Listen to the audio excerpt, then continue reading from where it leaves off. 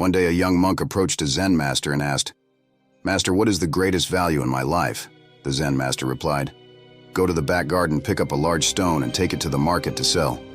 If someone asks for the price, don't speak, just show 2 fingers. If they bargain with you, don't sell it. Bring it back, and I'll tell you the greatest value in your life." The next morning, the young monk took the stone to the market. A housewife came by and asked, "How much is the stone?" The monk showed 2 fingers, and the housewife said $2. The monk shook his head, and the housewife said $20. "All right, I'll use it to press pickled vegetables." The young monk thought, someone is willing to pay $20 for a worthless stone. There are so many stones in our mountain. The young monk didn't sell the stone and happily went back to the master. "A housewife was willing to pay $20 for my stone. Can you tell me the greatest value in my life now?" The Zen master said, "Take the stone to the museum tomorrow. If someone asks the price, show 2 fingers again. If they bargain, don't sell it. Bring it back and we'll talk the next morning at the museum." A crowd gathered, wondering about the stone's value. One person offered $2,000 for the stone, saying they would use it to carve a statue. The young monk was astonished, but followed the master's instruction to bring the stone back. "Master, someone offered $2,000 for the stone today. Can you tell me the greatest value in my life now?" The Zen master laughed and said, "Take the stone to an antique shop tomorrow, and if someone bargains, bring it back. I'll tell you your life's greatest value." The next day at the antique shop, people were curious about the stone. One person offered $20,000. The monk was shocked, and the person increased the offer to $200,000. The young monk took the stone back to the master, excited about their potential fortune. "Master, today someone offered $200,000 for our stone. Can you tell me the greatest value in my life?" Now the Zen master lovingly said, "My child, your life's value is like this stone. If you place yourself in a vegetable market, you're worth $20. If you place yourself in a museum, you're worth $2,000. If you place yourself in an antique shop, you're worth $200,000. Different platforms and positions bring different values to your life. Life is full of possibilities, and we all have the power to shape our own journey. Like the young monk in his stone, we must remember that our worth is not set in stone, but can change depending on where we stand and the choices we make. Sometimes we get stuck in places that don't truly value our potential.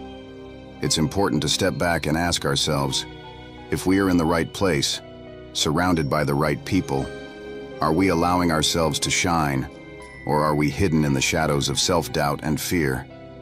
We each hold a unique gift, a talent or a passion that deserves to be nurtured and shared with the world.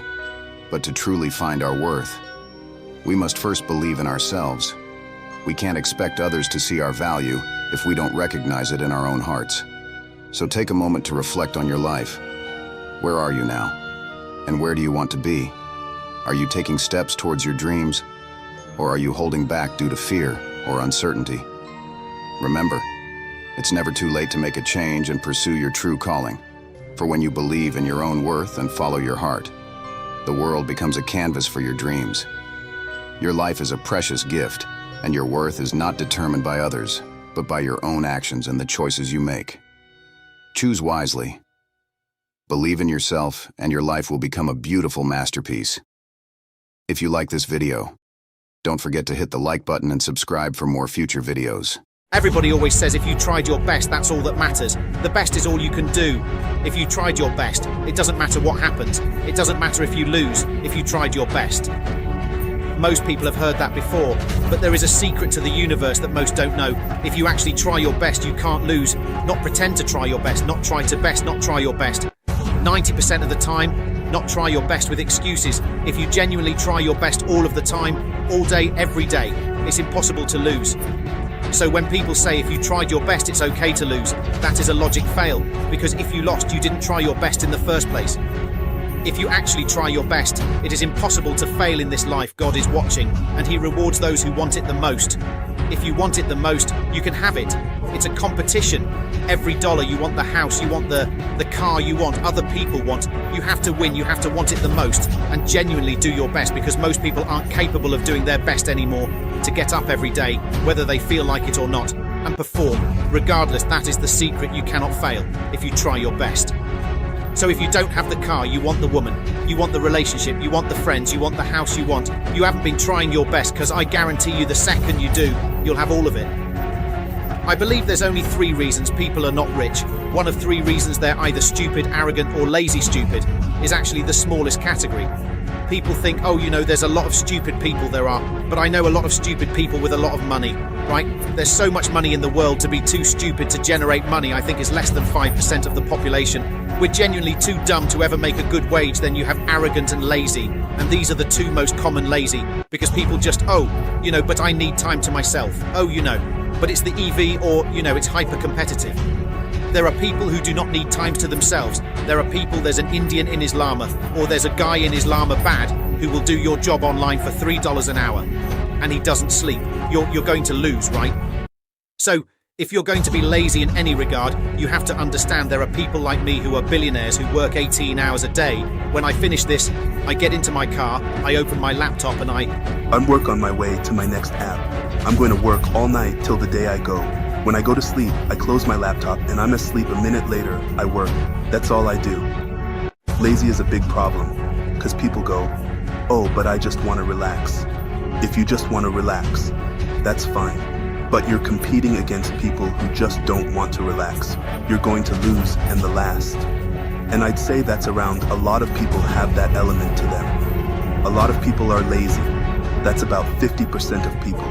But the main reason people are not rich is because they are arrogant. If you were to take somebody who says, I'm doing my best, I'm really trying, and you were to get an exact schedule of their last week and find all the times they've wasted time, you'd say, look, you've wasted time. Wasted time, wasted time, wasted time. You know what's actually amazing?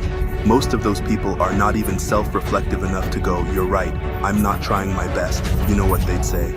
Well, I have to rest sometimes. Well, I have to have a social life. Well, they'd be so arrogant because they're arrogant. I had to do my Facebook. Yeah. No matter you'd even show them, here's where you up. Well, I have to, you're crazy. And then they go back to being a loser. A lazy person thinks he's working too hard, and a successful person thinks he isn't working hard enough. And we're doing 20 times the work they are. And we're like, I could have done more, could have done this, I missed that today, can't miss that again. Should have that call. I should have flown there. I should have we have guilt about it. They don't give a solitary. And even if you pointed it out to them, they'd sit there and go, oh yeah, and they'd make some excuse for it. It's the brutal arrogance of people perhaps 50, 60 years ago. You could be a normal man with a normal job, have a normal life and a normal wife in a normal house with a normal car, and be happy. But the world we are now living in is proving that being a normal man is nothing more than slavery. Being a normal law-abiding citizen with a normal income and a normal wage, a 1 passport and a normal wife is going to leave you depressed sooner or later. It's just going to leave you, and you're going to end up suicidal and miserable. This is what I don't understand about people, especially men, in the world today. Why are they so worried about being afraid? Why are they so worried about, I was afraid every time I fought. Yeah, I fought anyway. Yeah, like I don't let fear guide what I'm going to do. I do what I'm supposed to do regardless of how I feel. So I don't see anything wrong with feeling fearful. I don't see anything wrong with feeling stressed or under pressure or anxious. All these things, men are trying to get rid of. And I talk about men, specifically I gender this because I'm a man. I don't know how it feels to be a woman, but all these things that people are trying very hard to get rid of from their brains, I don't see why they need to leave. I will argue the point that if I feel anxious and pressured and stressed and fearful, I will get more done than if I was happy. I think if I was happy, I'd just be hedonistic and just wasting my time. I think that you get a whole bunch done with these negative connotations and negative emotions, and I think that life is suffering, in pain, and you're here to go through it. And that sooner you get used to the taste, the more successful you're going to be. I have no interest in trying to change the flavor. My friend, the flavor of life is pain, and I will eat all of it. And it doesn't matter if they put me back in jail or not. I'm not sitting there going, how can I be happy in jail? I will sit in jail and say, yes, this sucks. It's supposed to suck. Yes, I'm not enjoying this. Yes, I'm anxious and paranoid. And yes, that guy might stab me. And yes, I can't sleep. And I miss my family. And this is what's supposed to happen to me. And this is how I become the best man I can possibly be.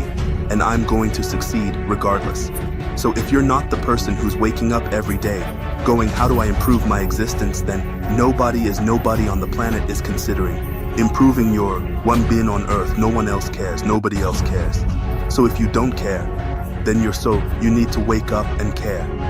And it's amazing to me, like you're saying, how did I find my mentors?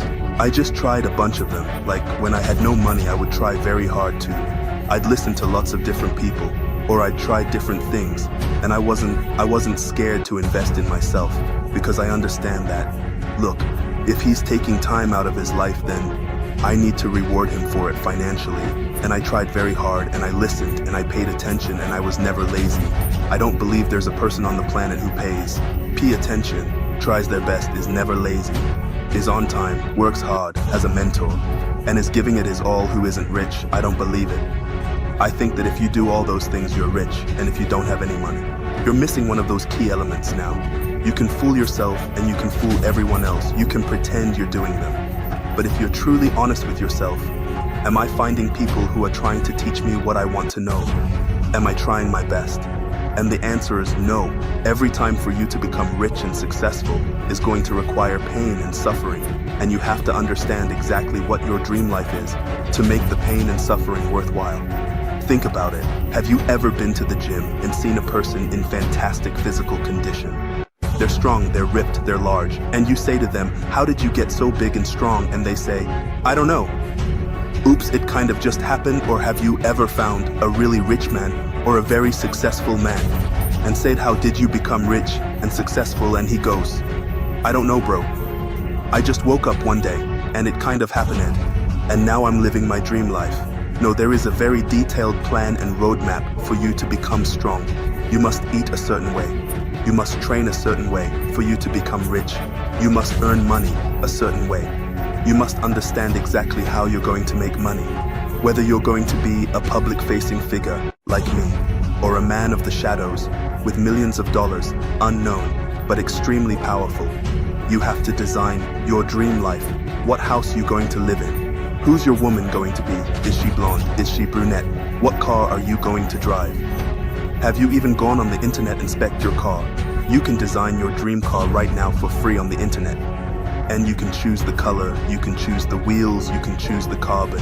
Is it a Lamborghini? Is it a Ferrari? Is it a McLaren? How much does it cost to the dollar? You talk about your dream life. You don't even know what your dream life is. How do you expect to get to a destination when you don't know where you're going? The last thing I am is a hater.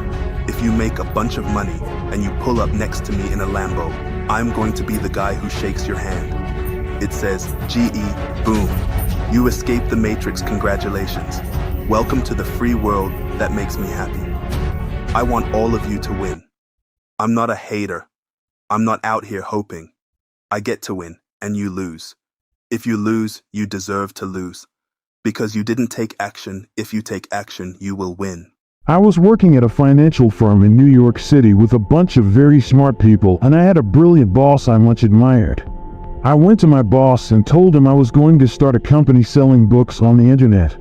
He took me on a long walk in Central Park, listened carefully to me, and finally said, "That sounds like a really good idea, but it would be an even better idea for someone who didn't already have a good job. You can have a job, or you can have a career, or you can have a calling. And if you can somehow figure out how to have a calling, you have hit the jackpot, because that's the big deal." I met Jeff Bezos 25 years ago, and he told me, "Dave, I want you to invest in my company." "What are you doing?" "I'm going to start a bookstore in my garage." "Okay, and I'm going to put it online. People will buy online, and I'm going to ship it out of my garage. But if you invest in me, Dave, someday I'm going to be the richest man in the world. I'll do over $100 billion. First of all, there is no such thing as $100 billion 25 years ago. Statistically, there's no such thing. Countries didn't have $100 billion. Our national debt wasn't $100 billion. And this dude's telling me, at 26 years old, that he's going to be the richest man in the world because he has a garage and the internet? That was his truth. No, but he did not. He did not know it, and neither did I. But the difference between him and I is I was laughing, scoffing and jesting at him, and he was already applauding himself, going at the right way at the perfect time. I'm going to make as much as I can as quickly, and I'm sitting there going, there's no way this is going to be a big business.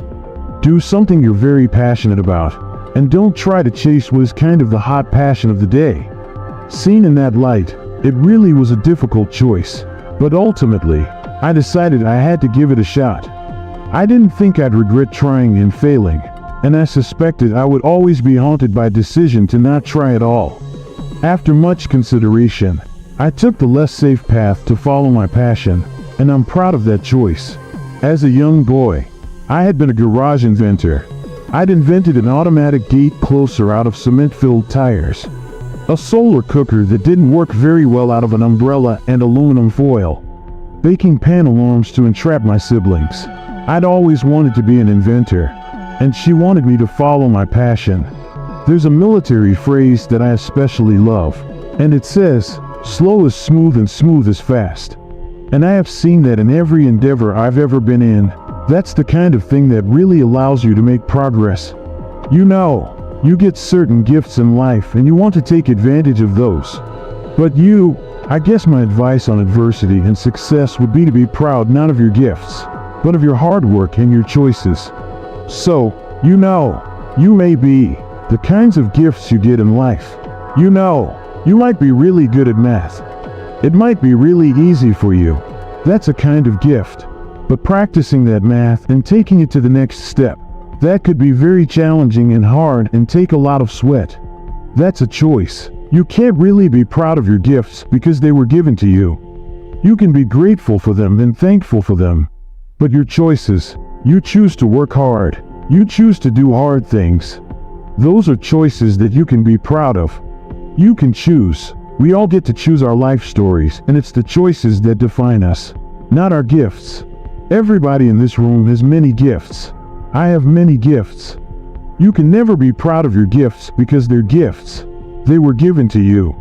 You might be, tall, or you might be really good at math, or you might be extremely beautiful or handsome, or, there are many gifts. And you can only be proud really of your choices because those are the things that you are acting on. And one of the most important choices that each of us has, and you know this just as well as I do, is you can choose a life of ease and comfort, or you can choose a life of service and adventure. And when you're 80, which one of those things do you think you're going to be more proud of? You're going to be more proud of having chosen a life of service and adventure. There's never been a better time to be alive.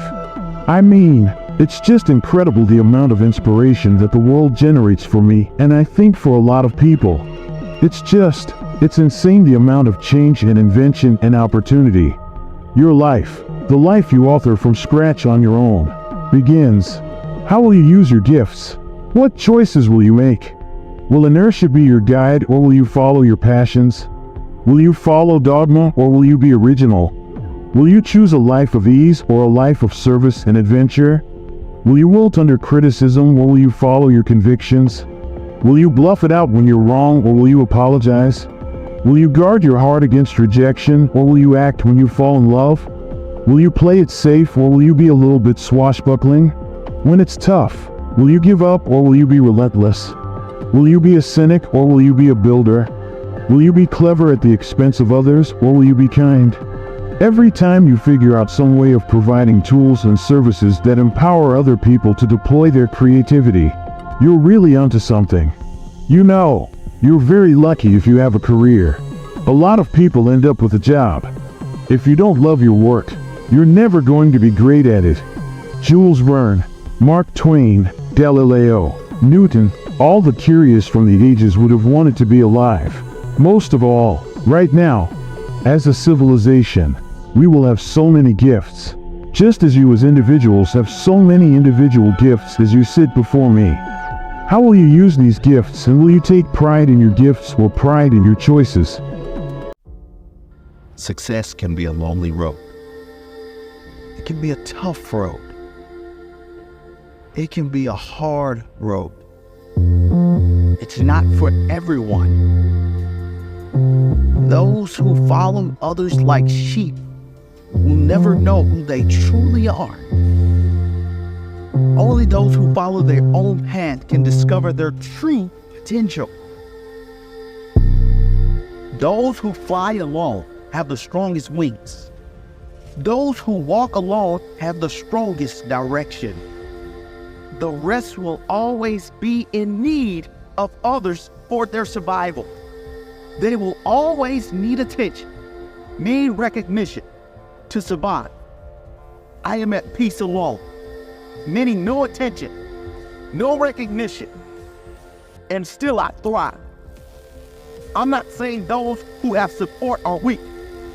I'm not saying you must go at it alone to gain strength. This is just for those who have fought battles alone, those who have felt like they don't fit in, those who have never had support in anything they do, all of those who feel no one believes in them. You don't need them to believe in you if you believe in you. You don't need their support if you've got your own back. The best part is when you truly live the life you want to live, when you speak your truth, when you embrace who you are, then you gain real respect and real love. People love those who have the guts to be themselves, those who have the courage to follow their heart. Why? It's rare. Why? Because most people wish they could do the same. Show them the way. Keep going. Believe in yourself. It will all come good in the end. And when it does, you won't have only inspired yourself to be more, you will have inspired so many others.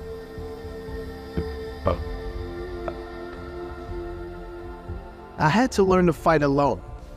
And because of that, I am strong alone. I am strong. Full stop. I developed inner strength that can't be broken. I am unbreakable. Because of the pain, I am strong. Because of the struggle, I have character most will never know. I appreciate others more than ever. I have more compassion than ever. I had to go deep into the darkness. Now I have more depth. Now I can see clearer. I had to face huge internal challenges. Now I can defeat any challenge. I will destroy every challenge. I am proud of who I have become. I am proud I have overcome. I am proud I kept going. I am proud of who I am, who I have become. I am proud I stayed true to myself because now I can live as myself with respect for others and most importantly, pride and respect from myself. So money doesn't bring you happiness. It's never made me happy. I don't measure happy. What do you measure? I measure accomplishments, I measure targets, I measure, who I'm helping, things that I can actually physically measure. The reality is most of us don't dream big. You got the mindset, are you looking, are you paying attention? You can do it, bro.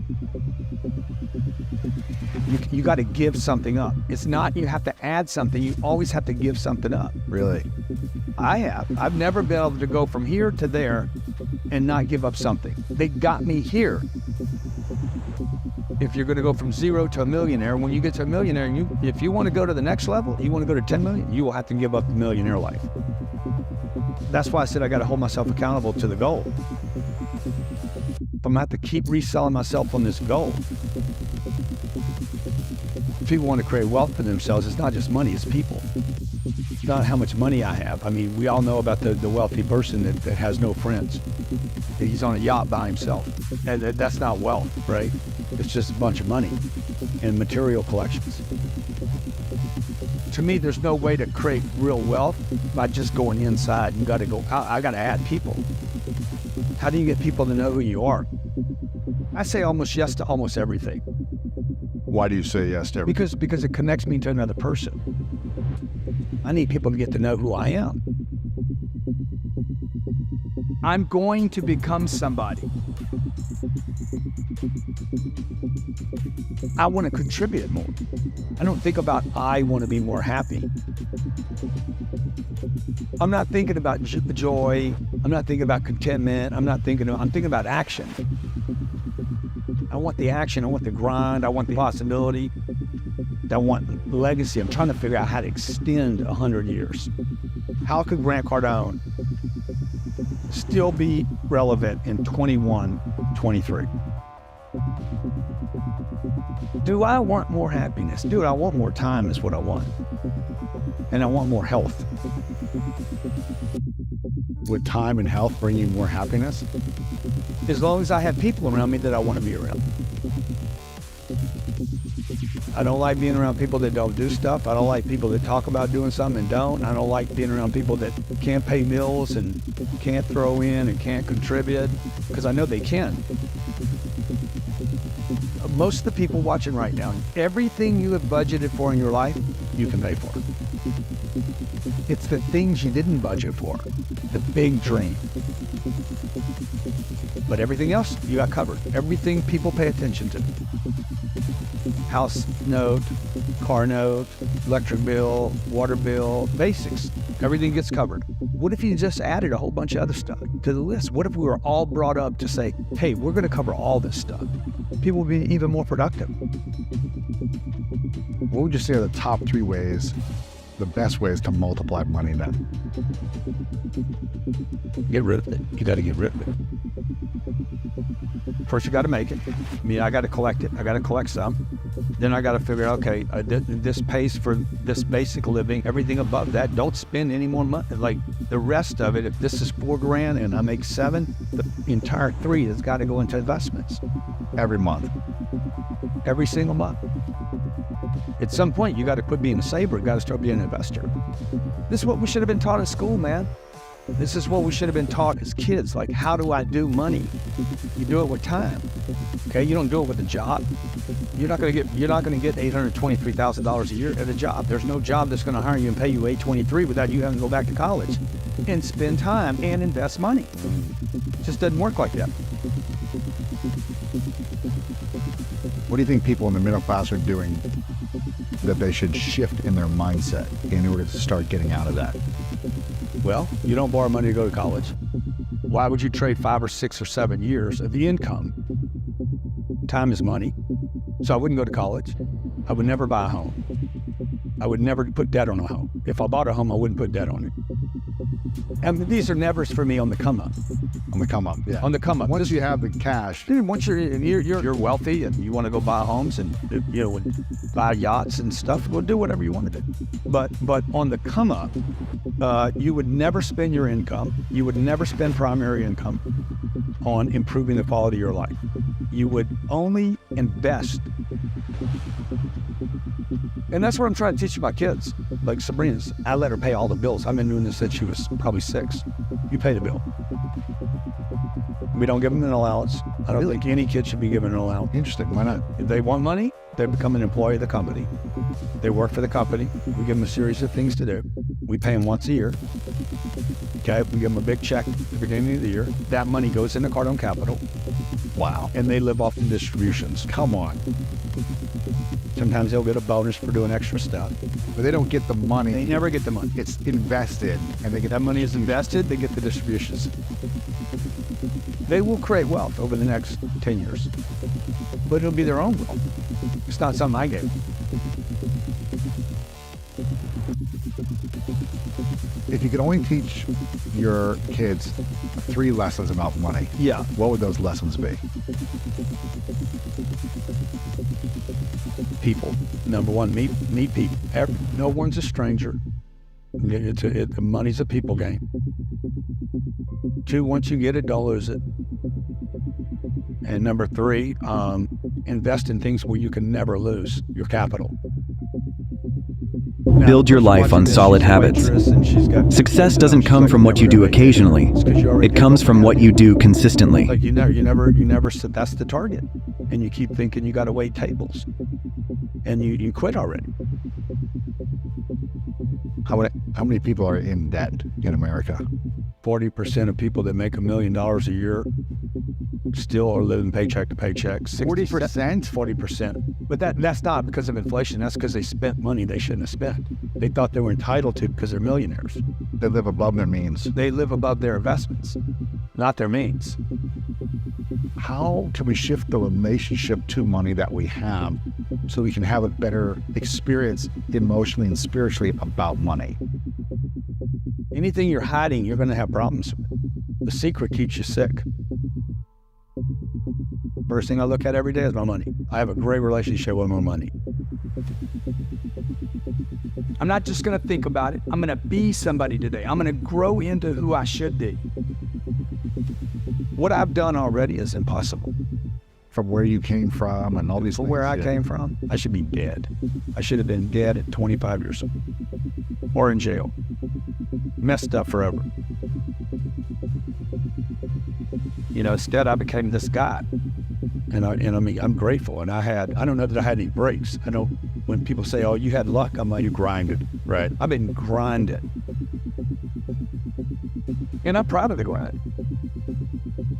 But I wanted to turn into something more than money. I'm going to feel good about a lot of places I go to and a lot of people I meet. Because I made more contributions than I didn't. I gave more than I took.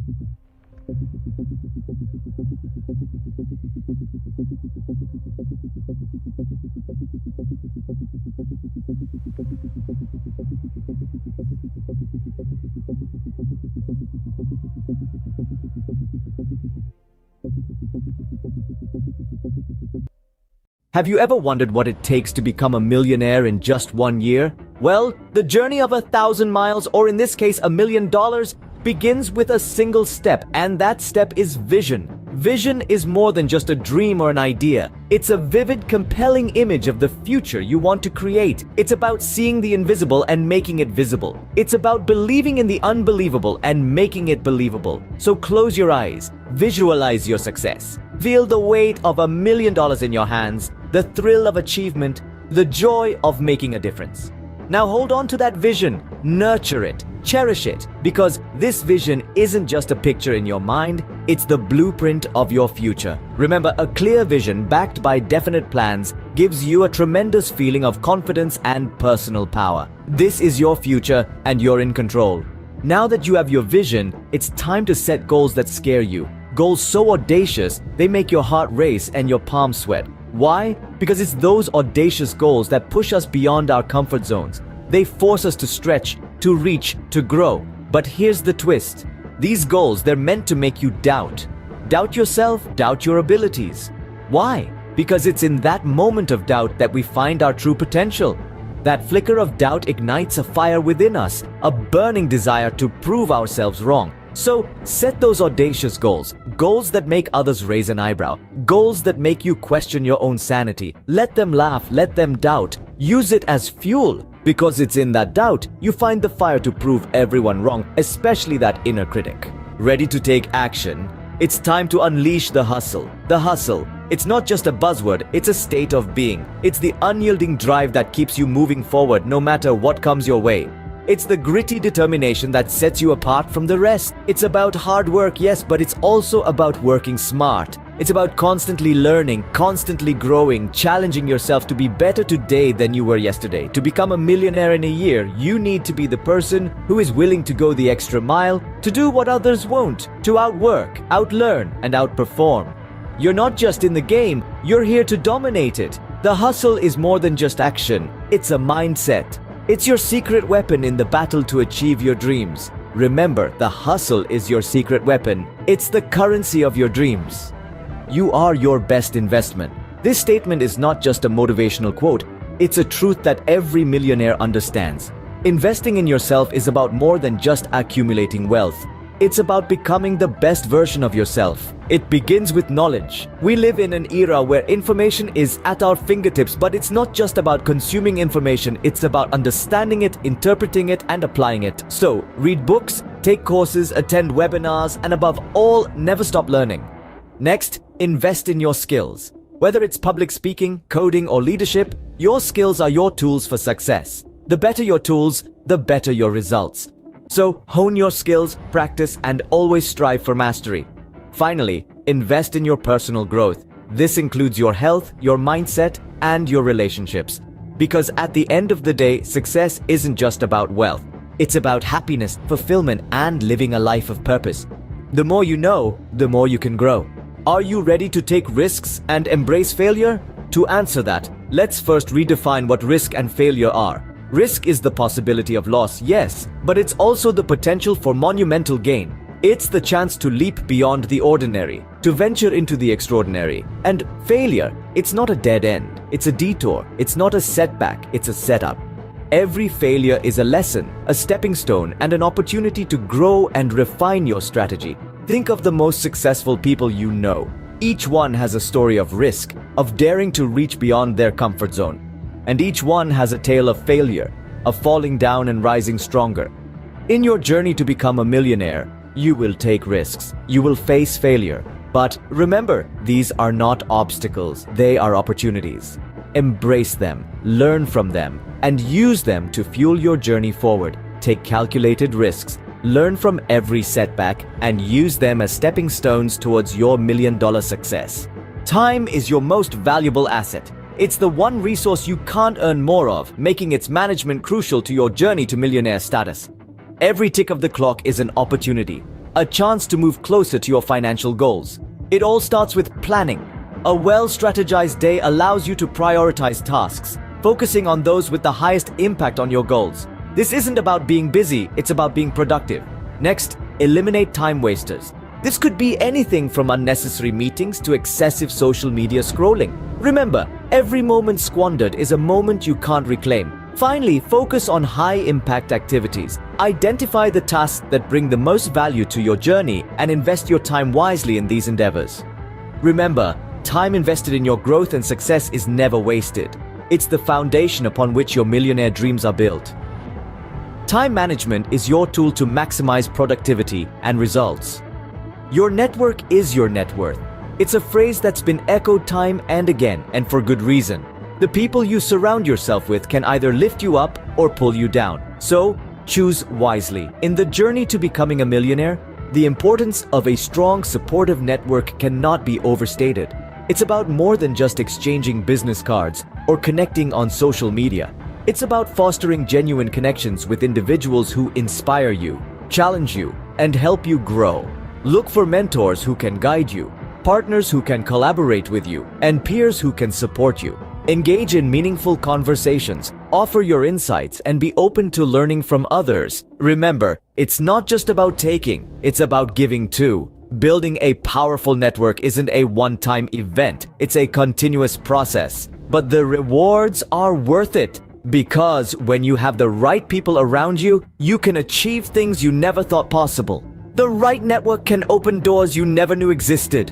As you climb the ladder of success, don't forget to lift others along the way. True wealth isn't just about accumulating riches, it's about adding value to the world around you. Millionaires are not just hoarders of wealth, they are value creators. They understand that their success isn't just their own. They know that they have a responsibility to give back, to contribute, to make a difference. Consider this. What's the point of becoming a millionaire if you're not using your resources to better the world around you? So find ways to give back. Support causes that resonate with you. Invest in your community. Provide opportunities for others to grow.